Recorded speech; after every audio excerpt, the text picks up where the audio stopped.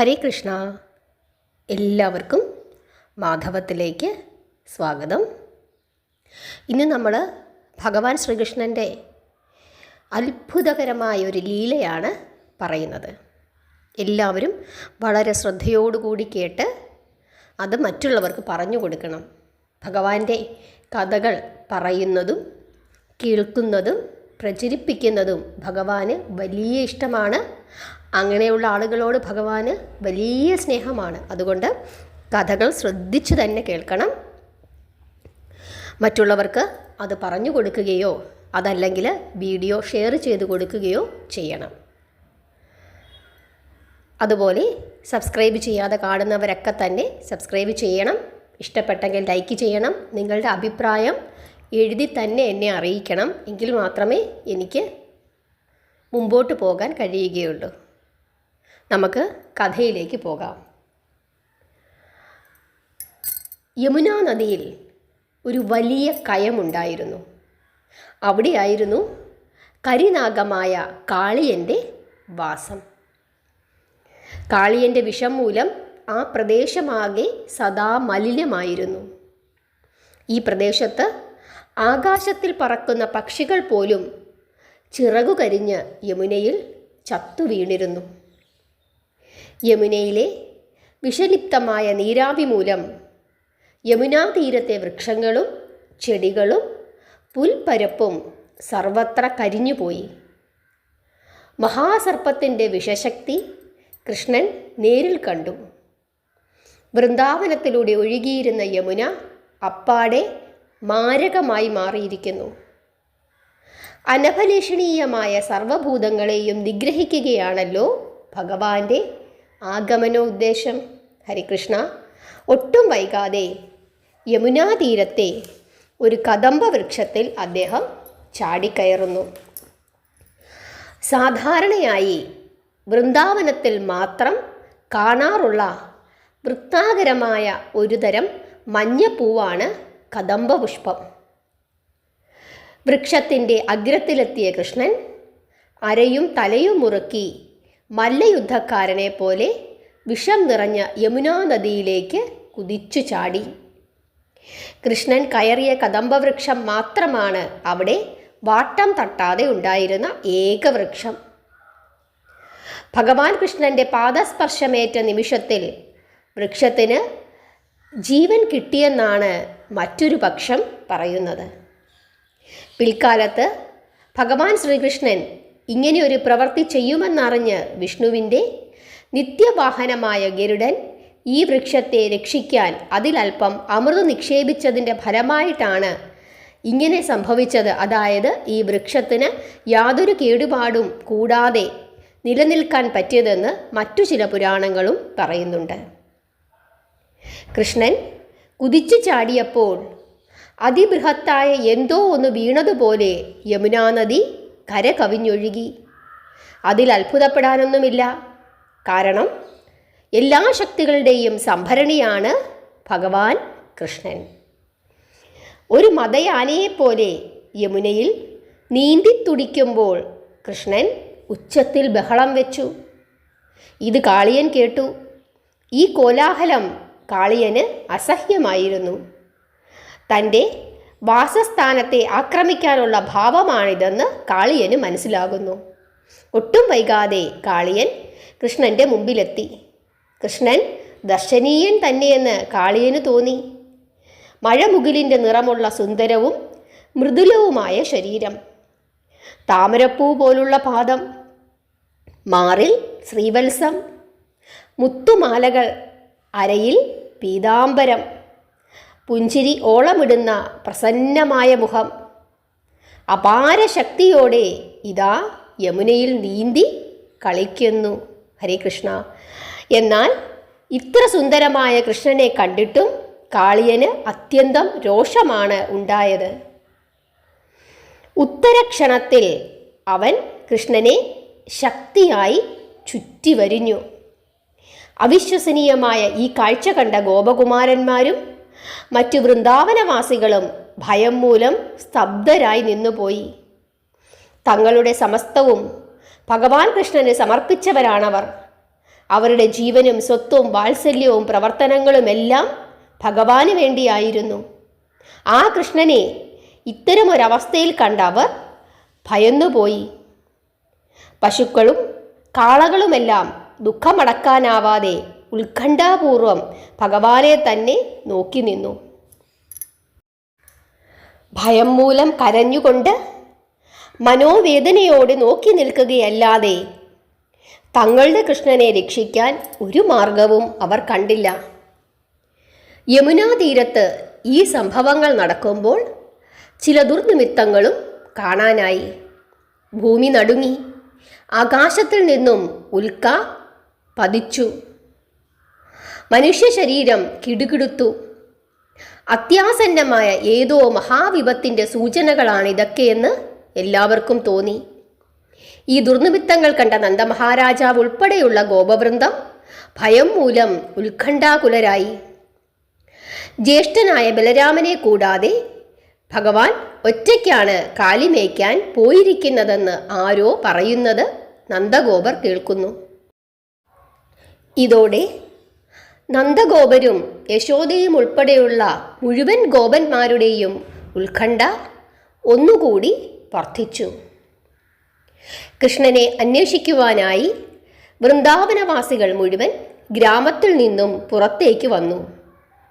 സ്ത്രീകളും കുട്ടികളും പുരുഷന്മാരും മൃഗങ്ങളും എന്നുവേണ്ട വൃന്ദാവനത്തിലെ സമസ്ത ജീവാത്മാക്കളും ആ സംഘത്തിൽ ഉണ്ടായിരുന്നു. തങ്ങളുടെ ജീവൻ്റെ ഒരു ഭാഗമാണ് കാണാതായിരിക്കുന്നത്. ഇതൊക്കെ നടക്കുമ്പോൾ അറിവിൻ്റെ മുഴുവൻ അധികാരിയായ ബലരാമൻ പുഞ്ചിരിച്ചുകൊണ്ട് നിന്നതേയുള്ളൂ. കൃഷ്ണൻ ഭൗതിക ലോകത്തെ ഒരു സാധാരണ സർപ്പത്തോട് ഏറ്റുമുട്ടുമ്പോൾ ഉത്കണ്ഠയ്ക്ക് യാതൊരടിസ്ഥാനമില്ലെന്ന് ബലരാമൻ അറിയാം. അതിനാൽ വൃന്ദാവനവാസികളുടെ ഉത്കണ്ഠയിൽ ബലരാമൻ പങ്കുകൊണ്ടില്ല. മറ്റൊരു വശത്ത് അസ്വസ്ഥരായ വൃന്ദാവനവാസികൾ ഒന്നടങ്കം കൃഷ്ണൻ്റെ കാൽപ്പാടുകൾ നോക്കി ഭഗവാനെ അന്വേഷിച്ചു പുറപ്പെട്ടു. ആ കാൽപ്പാടുകൾ യമുനാ തീരത്തിലേക്കാണ് അവരെ നയിച്ചത്. വില്ല്, കൊടി, ശംഖ് ഇവയുടെ അടയാളങ്ങളുള്ള കാൽപ്പാട് നോക്കി അവസാനം അവർ നദീതീരത്തെത്തിയപ്പോൾ കാളിയ സർപ്പത്തിൻ്റെ ചുരുൾ മണ്ഡലത്തിൽ ഉൾപ്പെട്ടിരിക്കുന്ന കൃഷ്ണനെയാണ് അവർക്ക് കാണാൻ കഴിഞ്ഞത്. അങ്ങനെയുള്ള കൃഷ്ണനെ നോക്കി കണ്ണീരൊഴുക്കുന്ന ഗോക്കളെയും ഗോപബാലന്മാരെയും അവർ കണ്ടു. അതോടെ അവരുടെ ദുഃഖം ഒന്നുകൂടി വർദ്ധിച്ചു. ഈ കരച്ചിൽ കണ്ട് ബലരാമൻ പുഞ്ചിരി തൂകി നിൽക്കുമ്പോൾ വജ്രഭൂമിയിലെ അന്തേവാസികൾ മുഴുവൻ ദുഃഖത്തിൽ ആറാടുകയായിരുന്നു. കാരണം കൃഷ്ണൻ്റെ കഥ കഴിഞ്ഞുവെന്നാണ് അവർ കരുതിയത്. കൃഷ്ണനെക്കുറിച്ച് ഏറെയൊന്നും അറിയില്ലെങ്കിലും അവനോടുള്ള വൃന്ദാവനവാസികളുടെ സ്നേഹം അനുപമമായിരുന്നു. യമുനാ നദിയിൽ കാളിയൻ ചുറ്റിപ്പിടിച്ചിരിക്കുന്ന കൃഷ്ണനെയും തീരത്ത് കരഞ്ഞുകൊണ്ട് നിൽക്കുന്ന ഗോപബാലന്മാരെയും പശുക്കളെയും കണ്ട മാത്രയിൽ തന്നെ കൃഷ്ണൻ്റെ സൗഹൃദം, ഭഗവാന്റെ പുഞ്ചിരിക്കുന്ന പ്രസന്നമായ മുഖം, ഭഗവാന്റെ മധുരമായ വാക്കുകൾ, തങ്ങളോടുള്ള കൃഷ്ണൻ്റെ പെരുമാറ്റം എന്നിവയെക്കുറിച്ച് അവർ ചിന്തിക്കുവാൻ തുടങ്ങി. എല്ലാം ശൂന്യമായതായി അവർക്ക് തോന്നി. യശോദാ മാതാവ് വന്ന പാടെ യമുനയിലേക്ക് ചാടാനൊരുങ്ങി. അത് തടയപ്പെട്ടപ്പോൾ മാതാവ് ബോധം കെട്ടുവീണു. തുല്യ ദുഃഖിതരായ കൂട്ടുകാർ വർഷപാതം പോലെ അഥവാ നദിയിലെ ഓളങ്ങൾ പോലെ കണ്ണുനീരൊഴുക്കി. പക്ഷേ യശോദാമാതാവിൻ്റെ ബോധം വീണ്ടെടുക്കാനായി അവർ ഭഗവാന്റെ അതീന്ദ്രിയമായ ലീലകളെക്കുറിച്ച് ഉച്ചത്തിൽ സംസാരിക്കാൻ തുടങ്ങി. യശോദാമാതാവ് മരിച്ചതുപോലെ നിശ്ചലയായിരുന്നു. കാരണം റാണിയുടെ ബോധകേന്ദ്രം കൃഷ്ണൻ്റെ മുഖമായിരുന്നു. ജീവൻ പോലും കൃഷ്ണന് സമർപ്പിച്ചിരിക്കുന്ന നന്ദരും മറ്റുള്ളവരും യമുനയിലേക്ക് ഇറങ്ങാൻ തയ്യാറായി. എന്നാൽ ഭഗവാൻ ബലരാമൻ അവരെ തടഞ്ഞു. കാരണം കൃഷ്ണന് ഒരാപത്തും സംഭവിക്കുകയില്ല എന്ന് അദ്ദേഹത്തിന് ഉറപ്പായിരുന്നു. ഹരേ കൃഷ്ണ. ഏതാണ്ട് 2 മണിക്കൂർ സമയം ഒരു സാധാരണ ബാലനെ പോലെ ഭഗവാൻ കാളിയൻ്റെ ചുരുൾ മണ്ഡലത്തിൽ അമർന്ന് കഴിച്ചുകൂട്ടി. എന്നാൽ തൻ്റെ മാതാപിതാക്കളും ഗോപിമാരും ഗോപബാലന്മാരും പശുക്കളും ഉൾപ്പെടെ വൃന്ദാവനവാസികൾ മുഴുവനും മരണത്തിൻ്റെ വക്കിലെത്തിയിരിക്കുന്നുവെന്നും ആസന്നമായ മരണത്തിൽ നിന്നും രക്ഷപ്പെടാൻ അവർക്ക് ഒരു മാർഗവുമില്ലെന്നും കണ്ട കൃഷ്ണൻ പെട്ടെന്ന് കാളിയൻ്റെ പിടിയിൽ നിന്നും സ്വയം മുക്തനായി. അദ്ദേഹം തൻ്റെ ശരീരം വികസിപ്പിച്ചു. അദ്ദേഹത്തെ തൻ്റെ പിടിയിലൊതുക്കാൻ കാളിയൻ ശ്രമിച്ചു നോക്കി. അത് കാളിയന് വല്ലാത്ത പ്രയാസമുണ്ടാക്കി. അതിൻ്റെ ഫലമായി കാളിയൻ്റെ പിടി അയഞ്ഞു. തൻ്റെ ചുരുളഴിച്ച് പരമ്പൊരുളായ ഭഗവാനെ വിട്ടയക്കുകയില്ലാതെ കാളിയന് മറ്റൊരു മാർഗവും ഇല്ലായിരുന്നു. അതോടെ കാളിയന് കോപം മുഴുത്തു. അവൻ്റെ ഫണങ്ങൾ വിടർന്നു. നാസാദ്വാരങ്ങളിൽ നിന്നും വിഷപ്പുക വമിച്ചു. നയനങ്ങൾ തീ പോലെ ജ്വലിച്ചു. വായിൽ നിന്നും തീജ്വാല ഉദ്വമിച്ചു. ആ മഹാസർപ്പം അല്പനേരം കൃഷ്ണനെ തന്നെ ഉറ്റുനോക്കിക്കൊണ്ട് നിശ്ചലനായി നിന്നു. അറ്റം 2 പിളർന്ന നാവുകൊണ്ട് ചുണ്ടുകൾ നക്കി നനച്ചു. ഫണങ്ങൾ വിടർത്തി കൃഷ്ണനു നേരെ നോക്കി. ആ നോട്ടത്തിൽ വിഷം നിറഞ്ഞതായിരുന്നു. നിമിഷങ്ങൾക്കുള്ളിൽ കൃഷ്ണൻ കാളിയനെ അള്ളിപ്പിടിക്കാനായി കുതിച്ചു. ഗരുഡൻ സർപ്പത്തിൻ്റെ നേരെ കുതിക്കുന്നത് പോലെ. ഇതോടെ കൃഷ്ണനെ ദംശിക്കാൻ കാളിയൻ പഴുതു നോക്കി തുടങ്ങി. പക്ഷേ കൃഷ്ണൻ അവൻ്റെ ചുറ്റും പാഞ്ഞുകൊണ്ടേയിരുന്നു. കൃഷ്ണൻ്റെയും കാളിയൻ്റെയും ചലനം വൃത്താകാരത്തിലായിരുന്നതിനാൽ ക്രമേണ കാളിയൻ ക്ഷീണിച്ചു തുടങ്ങി. അവൻ്റെ ശക്തിക്ക് കാര്യമായ കുറവ് സംഭവിച്ചതുപോലെ തോന്നി. ഈ അവസരത്തിൽ അവൻ്റെ ഫണങ്ങൾ താഴോട്ടമർത്തി കൃഷ്ണൻ അവയിൽ ചാടിക്കയറി. കൃഷ്ണ. കാളിയൻ്റെ ഫണങ്ങളിലെ രത്നങ്ങളിൽ നിന്നും പ്രസരിച്ച രശ്മികൾ ഭഗവാന്റെ പാതാരവിന്ദങ്ങളെ കുങ്കുമം ചാർത്തിച്ചു. തുടർന്ന് നൃത്തം മുതലായ ലളിത കലകളുടെ മുഴുവൻ ആദിപ്രഭവമായ ആ വിശാല കലാകാരൻ സർപ്പത്തിൻ്റെ ഫണങ്ങളിൽ അവ ഇളകിയാടിയിരുന്നുവെങ്കിലും നൃത്തം ചവിട്ടാൻ തുടങ്ങി. ഇത് കണ്ട ദേവന്മാർ പുഷ്പവൃഷ്ടി ചെയ്തു. ദുന്ദുഭി മുഴക്കി. വിവിധ തരം കുഴലുകളൂതി. പലതരം സ്തോത്രങ്ങളും ഗാനങ്ങളും ആലപിച്ചു. ഇപ്രകാരം സ്വർലോകവാസികളായ ഗന്ധർവന്മാരും സിദ്ധന്മാരും ദേവന്മാരും ആമോദത്തിൽ ആറാടി. ഇങ്ങനെ ഭണങ്ങളിൽ നൃത്തം ചെയ്യുന്നതിനിടയിൽ മറ്റു ഭണങ്ങൾ കൊണ്ട് അദ്ദേഹത്തെ തള്ളി താഴെയിടാൻ കാളിയൻ ശ്രമം തുടങ്ങി. 1000 ഭണങ്ങളുള്ള മഹാസർപ്പമാണ് കാളിയൻ.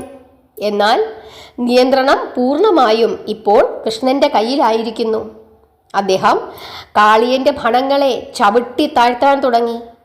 ഇത് ആ സർപ്പത്തിൻ്റെ സഹനശക്തിക്കപ്പുറമായിരുന്നു. ജീവൻ രക്ഷിക്കാനുള്ള തന്ത്രപ്പാടിലായി കാളിയൻ. അവൻ എല്ലാത്തരം മാലിന്യങ്ങളും ഛർദ്ദിക്കാൻ തുടങ്ങി. അവൻ്റെ നിശ്വാസം അഗ്നിയായി മാറി. ഉള്ളിൽ നിന്നും വിഷവസ്തുക്കൾ പുറം തള്ളിയതോടെ അവൻ്റെ പാപനിഷ്ഠമായ നില അല്പമൊന്ന് ലഘുവായി. കോപ ആവേശം കൊണ്ട് അവൻ നിലനിൽപ്പിന് വേണ്ടി പൊരുതി തുടങ്ങി. ഭഗവാനെ കൊല്ലാനായി ഫണം ഉയർത്തി. ഉടനെ ആ ഫണത്തിൽ പിടികൂടി അതിൽ ചവിട്ടിക്കയറി നൃത്തം വെച്ച് അതിനെയും ഭഗവാൻ കീഴടക്കി. ആ ഫണം താനേ താഴുന്നത് കണ്ടാൽ അത് ഭഗവാൻ ശ്രീഹരി വിഷ്ണുവിനെ പ്രണമിക്കുകയാണോ എന്ന് തോന്നിപ്പോകും.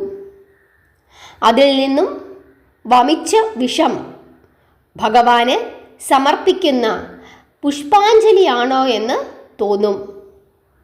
തുടർന്ന് കാളിയൻ വിഷത്തിനു പകരം രക്തം ഛർദ്ദിക്കാൻ തുടങ്ങി. അവൻ ആകെ തളർന്നിരിക്കുന്നു. കൃഷ്ണൻ്റെ ചവിട്ടേറ്റ് ശരീരം മുഴുവൻ തകർന്നതുപോലെ കാളിയന് തോന്നി. ഇതോടെ പരമ്പൊരുളായ ഭഗവാനാണ് ശ്രീകൃഷ്ണനെന്ന് കാളിയൻ്റെ അകക്കാമ്പിൽ ബോധമുദിച്ചു. എല്ലാത്തിൻ്റെയും നാഥനായ സർവേശ്വരനാണ് കൃഷ്ണനെന്ന് മനസ്സിലാക്കി കാളിയൻ നിരുപാധികം ഭഗവാന് മുമ്പിൽ കീഴടങ്ങി. പ്രപഞ്ചത്തെ മുഴുവൻ ഉള്ളിൽ വഹിക്കുന്ന കൃഷ്ണൻ്റെ ചവിട്ടേറ്റ് ഭർത്താവ് നിരുപാധികം കീഴടങ്ങുന്നത് കണ്ട നാഗപത്നിമാർ ഭഗവാനെ പൂജിക്കാനുള്ള ഒരുക്കങ്ങൾ തുടങ്ങി. ഈ വെപ്രാളത്തിൽ അവരുടെ വേഷഭൂഷകളും മുടിക്കെട്ടും സർവത്ര താറുമാറായി. അവരും ഭഗവാന് കീഴടങ്ങി പ്രാർത്ഥന തുടങ്ങി. അവർ ഭഗവാന്റെ അടുത്തെത്തി കുഞ്ഞുങ്ങളെ മുന്നിൽ നിർത്തിക്കൊണ്ട് ഉത്കണ്ഠാപൂർവം യമുനാ നദീതീരത്തെത്തി ഭഗവാനെ പ്രണമിച്ചു.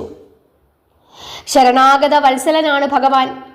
ഇത് നാഗപത്നിമാർക്ക് അറിയാം. പ്രാർത്ഥന കൊണ്ടും സ്തുതിഗീതങ്ങൾ കൊണ്ടും ഭഗവാനെ പ്രസാദിപ്പിച്ച് ആസന്നമായ ആപത്തിൽ നിന്നും ഭർത്താവിനെ രക്ഷിക്കണമേ എന്ന് അവര് പ്രാർത്ഥിച്ചു. നാഗപത്നിമാർ പ്രാർത്ഥന തുടങ്ങി. പ്രിയപ്പെട്ട ഭഗവാനെ, അങ്ങയ്ക്ക് എല്ലാവരും തുല്യരാണ്. മക്കൾ, സുഹൃത്തുക്കൾ, ശത്രുക്കൾ അങ്ങനെയുള്ള ഭേദചിന്ത അങ്ങേക്കില്ല. അതിനാൽ അങ്ങ് കാരുണ്യപൂർവം കാളിയന് നൽകിയ ശിക്ഷ തികച്ചും ഉചിതം തന്നെ. അവിടുത്തെ അവതാര ഉദ്ദേശം തന്നെ ഈ ലോകത്തിലുള്ള ശല്യക്കാരെ മുഴുവൻ സംഹരിക്കുക എന്നതാണ്. അങ്ങ് നിരാപേക്ഷ സത്യമാകിയാൽ അങ്ങയുടെ ശിക്ഷയും കാരുണ്യവും തമ്മിൽ വ്യത്യാസമൊന്നുമില്ല. അതിനാൽ കാളിയന് നൽകിയ ഈ ശിക്ഷ വാസ്തവത്തിൽ ഒരുതരം അനുഗ്രഹം തന്നെയാണെന്ന് ഞങ്ങൾ കരുതുന്നു. അങ്ങയുടെ ഈ ശിക്ഷ ഞങ്ങളോട് അങ്ങേക്കുള്ള കാരുണ്യമായി ഞങ്ങൾ കരുതുന്നു. കാരണം അങ്ങ് ഒരാളെ ശിക്ഷിക്കുമ്പോൾ അവൻ്റെ പാപകർമ്മങ്ങളുടെ അനന്തരഫലങ്ങൾ ഉന്മൂലനം ചെയ്യപ്പെടുന്നു. ശ്രദ്ധിക്കുക, സർപ്പശരീരത്തിൽ പ്രത്യക്ഷപ്പെടുന്ന ഈ ജീവി സർവവിധ പാപകർമ്മങ്ങളുടെയും ഭാരാധിക്യത്താൽ വീർപ്പുമുട്ടുകയാണ് എന്ന് സ്പഷ്ടമാണ്. അല്ലെങ്കിൽ പിന്നെങ്ങനെയാണ് ഈ സർപ്പശരീരം കിട്ടിയത്? ആ ഭണങ്ങളിൽ അങ്ങ് നൃത്തം വെച്ചപ്പോൾ സർപ്പശരീരം ലഭിച്ചതിൻ്റെ ഫലമായി ചെയ്തു കൂട്ടിയ പാപകർമ്മങ്ങളുടെ അനന്തരഫലങ്ങൾ അങ്ങേയറ്റം കുറഞ്ഞു പോയിട്ടുണ്ട്. അതിനാൽ അങ്ങേക്ക് കോപം വന്നതും അവനെ ഈ വിധം ശിക്ഷിച്ചതും ശുഭമാണ്. പൂർവജന്മങ്ങളിൽ തീർച്ചയായും പലവിധ സൽക്കർമ്മങ്ങളും ചെയ്തിട്ടുള്ള ഈ സർപ്പത്തിൽ അങ്ങ് സംപ്രീതനായി തീർന്നതോടെ ഞങ്ങൾക്ക് സന്തോഷമായി. വിവിധ തപോ അനുഷ്ഠാനങ്ങൾ വഴി ഇവൻ എല്ലാവരെയും സന്തുഷ്ടരാക്കിയിരുന്നു എന്ന് വേണം കരുതാൻ. ഒരുപക്ഷെ ജീവികളുടെ എല്ലാം ക്ഷേമത്തിന് വേണ്ടി ഇവൻ ധാരാളം സൽപ്രവർത്തികൾ കഴിഞ്ഞ ജന്മങ്ങളിൽ ഏർപ്പെട്ടിരുന്നു എന്നത് ഉറപ്പാണ്. പൂർവജന്മങ്ങളിൽ ഭക്തിമാർഗത്തിലൂടെ പുണ്യകർമ്മങ്ങൾ അനുഷ്ഠിക്കാതെ ഒരുവന് കൃഷ്ണനുമായി സമ്പർക്കമുണ്ടാകാൻ സാധ്യമല്ല എന്നാണ് നാഗപത്നിമാർ സ്ഥിരീകരിക്കുന്നത്. സ്ത്രീകളായ ഞങ്ങൾക്ക് സർവസ്വവും ഭർത്താവാണെന്ന് അങ്ങേക്കറിയാം. അതിനാൽ ഞങ്ങളുടെ ഭർത്താവായ കാളിയന് മാപ്പു നൽകണമെന്ന് അങ്ങയോട് ഞങ്ങൾ പ്രാർത്ഥിക്കുന്നു. കാരണം ഈ സർപ്പം മരിച്ചാൽ ഞങ്ങൾ വല്ലാതെ വിഷമിക്കും. ഞങ്ങളെ ഓർത്തെങ്കിലും ഈ മഹാ അപരാധിക്ക് മാപ്പു നൽകണം. പ്രിയപ്പെട്ട ഭഗവാനെ, എല്ലാ ജീവികളും അവിടുത്തെ സന്തതികളാണ്. എല്ലാവരെയും രക്ഷിക്കുന്നതും അങ്ങാണ്. ഈ സർപ്പവും അവിടുത്തെ സന്തതി തന്നെ. അതിനാൽ അങ്ങയുടെ ശക്തിയെക്കുറിച്ച് തീരെ മനസ്സിലാക്കാതെ അങ്ങയോട് അപരാധം പ്രവർത്തിച്ച ഇവന് മാപ്പു നൽകിയാലും ഇത്തവണ അവന് മാപ്പു നൽകണമെന്ന് മാത്രമേ ഞങ്ങൾ പ്രാർത്ഥിക്കുന്നുള്ളൂ. പ്രിയപ്പെട്ട ഭഗവാനെ, ഞങ്ങളുടെ പ്രേമപൂർവമുള്ള സേവനം അങ്ങേക്ക് സമർപ്പിക്കുന്നു. കാരണം ഞങ്ങൾ അവിടുത്തെ നിത്യദാസികളാണ്. അങ്ങേക്ക് ഇഷ്ടമുള്ളതൊക്കെ ഞങ്ങളോട് ആജ്ഞാപിക്കാം, ആവശ്യപ്പെടാം. അങ്ങയുടെ ആജ്ഞ അനുസരിക്കാൻ സമ്മതമുള്ളവർക്ക് അതിതീവ്രമായ നൈരാശ്യത്തിൽ നിന്നും മോചനമുണ്ടാകുമെന്നുള്ളത് തീർച്ചയാണ്. നാഗപത്നിമാരുടെ പ്രാർത്ഥനയെ തുടർന്ന് ഭഗവാൻ ശ്രീകൃഷ്ണൻ കാളിയനെ ശിക്ഷാവിമുക്തനാക്കി. ഭഗവാന്റെ പ്രഹരമേറ്റ് കാളിയൻ ബോധരഹിതനായിരുന്നു. ബോധം തെളിയുകയും ശിക്ഷയിൽ നിന്ന് മോചനം ലഭിക്കുകയും ചെയ്തപ്പോൾ കാളിയന് തൻ്റെ ജീവശക്തിയും ഇന്ദ്രിയങ്ങളുടെ പ്രവർത്തനശേഷിയും തിരിച്ചു കിട്ടി. കൂപ്പുകൈകളോടെ അവൻ വിനയപൂർവം പ്രാർത്ഥിക്കാൻ തുടങ്ങി. പ്രിയപ്പെട്ട ഭഗവാനെ, സ്വഭാവേന അസൂയയും ക്രോധവുമുള്ള ഒരു ജീവിവർഗത്തിലാണ് ഞാൻ ജനിച്ചത്. അജ്ഞതയുടെ അന്ധത മിശ്രത്തിൽ കഴിഞ്ഞുകൂടിയതാണ് അതിനൊക്കെ കാരണം. ജന്മവാസനകൾ ജീവികളുടെ ദേഹാന്തര പ്രാപ്തിക്ക് കാരണമാണെങ്കിലും അവ ഉപേക്ഷിക്കാൻ ആർക്കും സാധ്യമല്ലെന്ന് അങ്ങേക്കറിയാം. ഭഗവാനെ, പ്രപഞ്ച സൃഷ്ടിക്ക് ആധാരമായ ഭൗതിക പ്രകൃതിയുടെ ഗുണങ്ങളുടെ യഥാർത്ഥ സൃഷ്ടാവ് അവിടുന്നാണ്. ജീവികൾക്ക് വിവിധ ശരീരങ്ങൾ ലഭിക്കാൻ കാരണമായി തീർന്ന അവയുടെ വിഭിന്നമായ മനോഭാവത്തിനും കാരണം അവിടുന്ന് തന്നെ. ഭഗവാനെ, ഒരു സർപ്പമായിട്ടാണ് ഞാൻ ജനിച്ചത്. അതിനാൽ ക്രോധം എനിക്ക് സ്വാഭാവികമാണ്. അപ്പോൾ പിന്നെ അങ്ങയുടെ കാരുണ്യമില്ലാതെ എൻ്റെ ഈ സഞ്ചിത സ്വഭാവം എങ്ങനെ ഉപേക്ഷിക്കും? അവിടുത്തെ മായയുടെ പിടിയിൽ നിന്നും പുറത്തു ചാടുക അത്ര എളുപ്പമല്ലല്ലോ.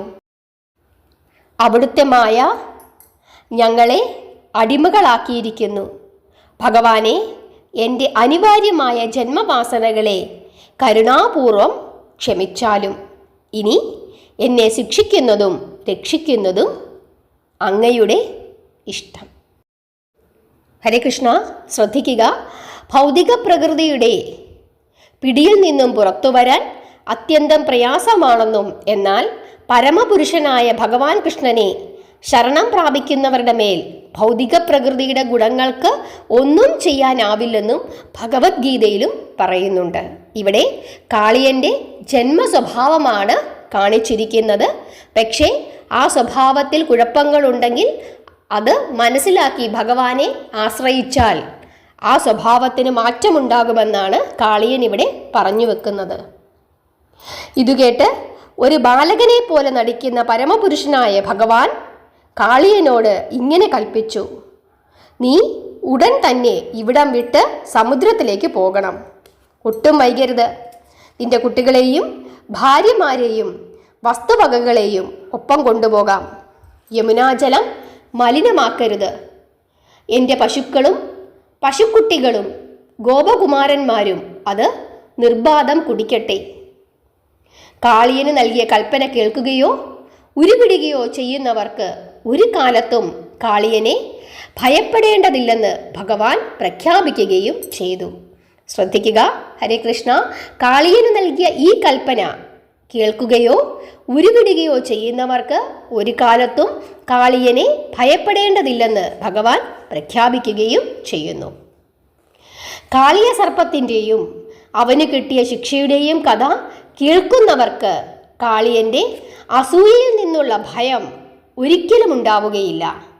ഭഗവാൻ ഇത്രയും കൂടി പറഞ്ഞു വെച്ചു: ഞാനും എൻ്റെ ചങ്ങാതിമാരായ ഗോപബാലന്മാരും മുങ്ങിക്കുളിച്ച ഈ കാളിയ ഹൃദത്തിൽ കുളിക്കുകയോ ഒരു ദിവസത്തെ ഉപവാസത്തിനു ശേഷം ഈ ജലത്തിൽ വെച്ച് പിതൃക്കൾക്ക് ബലികർമ്മങ്ങൾ അനുഷ്ഠിക്കുകയോ ചെയ്യുന്നവർ സർവ്വവിധ പാപങ്ങളിൽ നിന്നും മുക്തരായിത്തീരും. തുടർന്ന് ഭഗവാൻ കാളിയന് ഒരു ഉറപ്പ് കൂടി കൊടുത്തു: സമുദ്രതീരത്തുള്ള മനോഹരമായ ഒരു സ്ഥലത്ത് വെച്ച് നിന്നെ തിന്നാൻ ആഗ്രഹിച്ച ഗരുഡനെ ഭയന്നാണ് നീ ഇവിടെ എത്തിയതെന്ന് എനിക്കറിയാം. ഇനി നിന്റെ ശിരസിൽ എൻ്റെ പാദമുദ്രകൾ കാണുമ്പോൾ ഗരുഡൻ നിന്നെ ശല്യം ചെയ്യില്ല. ഭഗവാൻ കാളിയനിലും ഭാര്യമാരിലും സംപ്രീതനായി. കൃഷ്ണ, ഇവിടെ ഭഗവാൻ കാളിയനെ ശിക്ഷിക്കുകയും രക്ഷിക്കുകയുമാണ് ചെയ്തിരിക്കുന്നത്. കൽപ്പന കേട്ടപ്പോൾ തന്നെ പട്ടാമ്പരങ്ങൾ, പൂക്കൾ, പുഷ്പമാല്യങ്ങൾ, രത്നാഭരണങ്ങൾ, ചന്ദനദ്രവ്യം, താമരപ്പൂക്കൾ, സ്വാദിഷ്ടമായ ഫലങ്ങൾ എന്നിവ തിരുമുൽക്കാഴ്ചയായി സമർപ്പിച്ചിട്ട് കാളിയൻ്റെ ഭാര്യമാർ ഗരുഡൻ്റെ യജമാനനായ ഭഗവാൻ ശ്രീകൃഷ്ണനെ പൂജിച്ചു തുടങ്ങി. ഇപ്രകാരം തങ്ങൾ ഭയപ്പെട്ടിരുന്ന ഗരുഡനെ അവർ പ്രസാദിപ്പിച്ചു. തുടർന്ന് ഭഗവാന്റെ കൽപ്പനപ്രകാരം യമുനാ നദിയിലെ ഹൃദത്തിൽ നിന്നും അവർ യാത്രയായി. ഹരേ കൃഷ്ണ. കാളിയമർദ്ദനം സമാപിച്ചിരിക്കുന്നു. ഇവിടെ ഭഗവാൻ ശിക്ഷിക്കണമെങ്കിൽ പോലും മുൻജന്മ പുണ്യം വേണം. അതാണ് കാളിയമർദ്ദനത്തിലൂടെ പറഞ്ഞിരിക്കുന്നത്. ഭഗവാൻ ശിക്ഷിച്ചു കഴിഞ്ഞാൽ, ചെറിയ ഒരു അടി പോലും നമുക്ക് തന്നു കഴിഞ്ഞാൽ എന്താ ചെയ്യുക? നമ്മുടെ ആ പാപം മാറി. നമ്മളെപ്പോഴും പറയും, ഞാൻ നിരന്തരം ഭഗവാനെ വിളിച്ചുകൊണ്ടിരിക്കുന്നു, എപ്പോഴും ഭഗവാൻ ഇങ്ങനെ ഓരോരോ അടികൾ എനിക്ക് തന്നുകൊണ്ടേയിരിക്കുന്നു. ശരിയാണ്, ഭഗവാൻ ഏറ്റവും സ്നേഹമുള്ളത് കൊണ്ടാണ് ഭഗവാൻ നമ്മളൊരു തെറ്റ് ചെയ്യുമ്പോൾ ഉടനെ തന്നെ ശിക്ഷിച്ച് നമ്മളെ നേർവഴിക്ക് നടത്തുന്നത്. ചിലർ എത്ര തെറ്റ് ചെയ്താലും അവർക്കൊരു കുഴപ്പവും ഇല്ല എന്ന് നമ്മൾ പറയും. കാരണം ഭഗവാൻ അവരെ തിരിഞ്ഞു പോലും നോക്കുന്നില്ല. ഏറ്റവും അവസാനം എന്തോ വലുതൊക്കെ അവർക്ക് വരാനിരിപ്പുണ്ട്. പക്ഷെ നമ്മളെ അങ്ങനല്ല, തെറ്റു തിരുത്തി തിരുത്തി തിരുത്തി എന്തെങ്കിലും ഒരു തെറ്റ് മനസ്സിലൊന്ന് ചിന്തിച്ചാൽ മതി, അപ്പോൾ തന്നെ അതിനൊരു അടി നമുക്ക് കിട്ടിയിരിക്കും. എനിക്ക് കിട്ടാറുണ്ട്. അതുകൊണ്ട് ഭഗവാൻ നമ്മളെ ഇങ്ങനെ ശിക്ഷിക്കുന്നു എന്നോർത്ത് വിഷമിക്കേണ്ട. ഭഗവാൻ നമ്മളെ നേർവഴിക്ക് നടത്തുകയാണ്. മറ്റുള്ളവരെ ശിക്ഷിക്കുന്നില്ല എന്നോർത്ത് നമ്മൾ വിഷമിക്കുകയും വേണ്ട. എല്ലാം ഭഗവാൻ കാണുന്നുണ്ട്. ഇതാണ് കാളിയമർദ്ദനത്തിലൂടെ ഭഗവാൻ പറഞ്ഞു തരുന്നത്. ഭഗവാന്റെ ഈ ലീല എല്ലാവർക്കും ഇഷ്ടപ്പെട്ടോ? അഭിപ്രായം പറയണം. അതുപോലെ ഇന്നലെ അമ്പലപ്പുഴ ക്ഷേത്രത്തിൻ്റെ ചരിത്രവും വിശേഷങ്ങളുമെല്ലാം ഇട്ടിട്ടുണ്ട്. കേൾക്കാത്തവരൊക്കെ അതും കൂടി കേൾക്കണം. ഹരേ കൃഷ്ണ.